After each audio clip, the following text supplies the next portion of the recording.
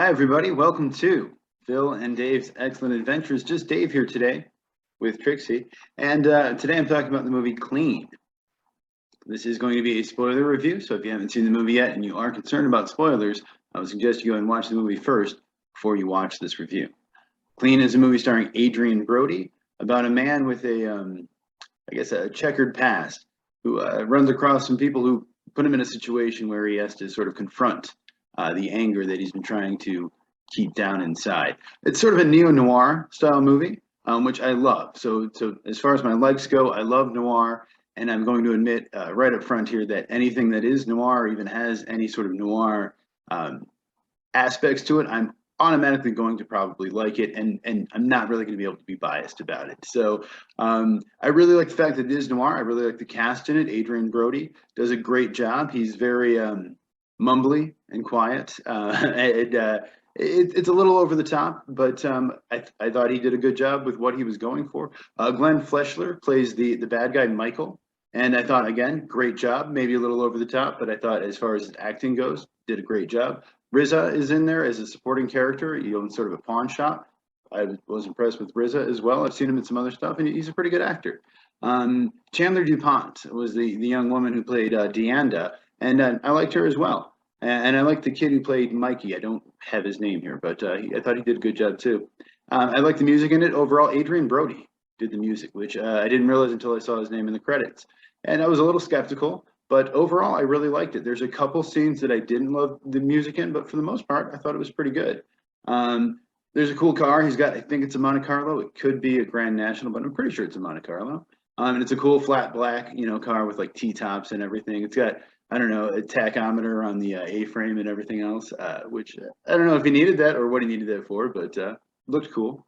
Cinematography overall in this movie, I thought was really good. I really, it was impressive looking. It was very stylistic, very sort of avant-garde, not really, but very independent film. Very, very.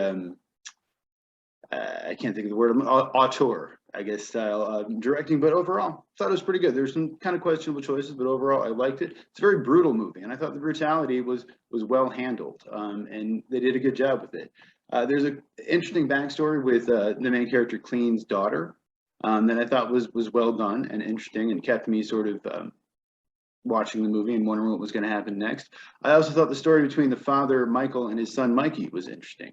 Michael is sort of like a crime boss, and his son, Mikey, is involved with another sort of group of gang kids. So he's trying to like struggle between helping his son to understand what it's like to be a man, but also like teaching him the family business and having to deal with his son sort of rebelling against him. It's all been done before, of course, but I don't know. I liked it.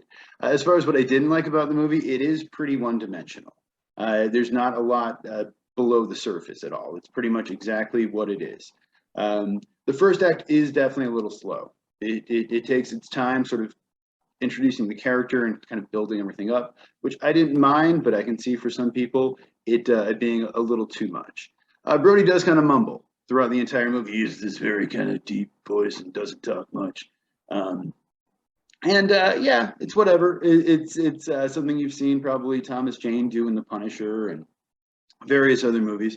It sort of makes sense. I guess he's so upset that he can't even bother to put any inflection in his voice or whatever. The movie does take itself a little too seriously, and Adrien Brody, especially his character, is a very serious character.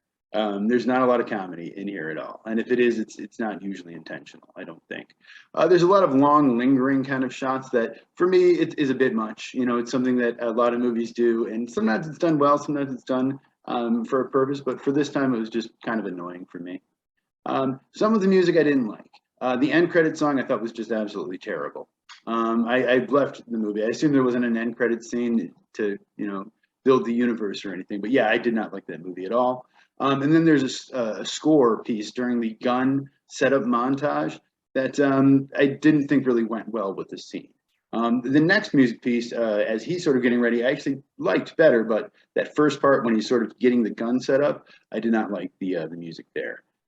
They do a voiceover in the movie, and in the beginning they do it sort of a lot, and then in the second act it's completely gone, and then they bring it back again in the third act, which sort of reminds me a little bit of what The Tender Bar did. I thought the voiceover was a little much and maybe not necessary. And also it was weird that, again, they had it and then they dropped it and then they brought it back again. The movie is definitely overly melodramatic, and it's arguably a bit predictable. Pretty much what's going to happen. The dialogue can be pretty bad and pretty hacky sometimes. There's some lines that I actually thought were kind of good, and I was like, okay, that's something. Or even some of the narration lines that I actually did think were interesting. But then you would also have people say very cartoonish, very silly things, sort of in response sometimes to decent lines, and that wasn't that good. The logic doesn't always make sense. Characters do things that are stupid. That happens in a lot of movies. It happens in real life too sometimes. So I don't know. The blood was CGI. I've heard other people complain about that. It didn't bother me too much, honestly. I know it's a low budget movie. I realize they didn't spend, a ton of money on this. So I realize you're not going to get the best effects necessarily. And honestly, did not bother me as I was watching it. And there's an argument, I suppose, that his character is sort of a white savior because he's a white guy and, is mostly dealing with people of color. That didn't bother me too much, but I can see how it would maybe bother other people. Other things about the movie. So I think Brody also co-wrote the script as well as doing the score. The other person who wrote it was the director, Paul Solet. He also did a movie with Adrien Brody called Bullethead. And I watched that because I actually kind of liked this movie and was curious to see what the other movie was about. Did not like Bullethead as much. There were a couple interesting scenes. Some interesting, some well-shot stuff. A lot of it, though, I really didn't like as much.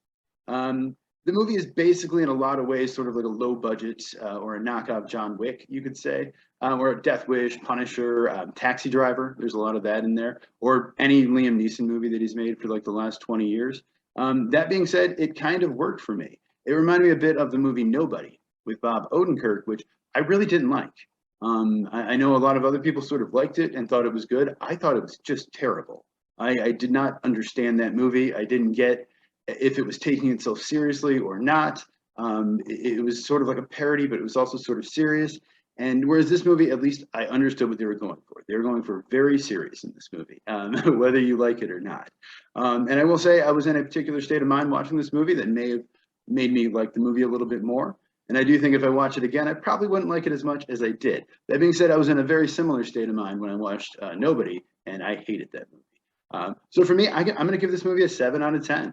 I feel like I'm almost a little embarrassed to say how much I like it because I've read and I've heard other people didn't like it as much. I thought it was very cliche and predictable and something they've seen before 1,000 times. And I can see that. I can see that argument. But for me, for whatever reason, this movie kind of worked and I kind of liked it. So I don't know, maybe I have terrible taste. Maybe I should not be doing this. I'm not sure. But if you saw the movie, let me know what you thought of it in the comments below. I think next week's going to be Jackass. I don't know if Phil's going to be able to make it or not, but we'll get him back here as soon as we can. Thank you all so much for watching. Have a great night, and we'll see you here again next week.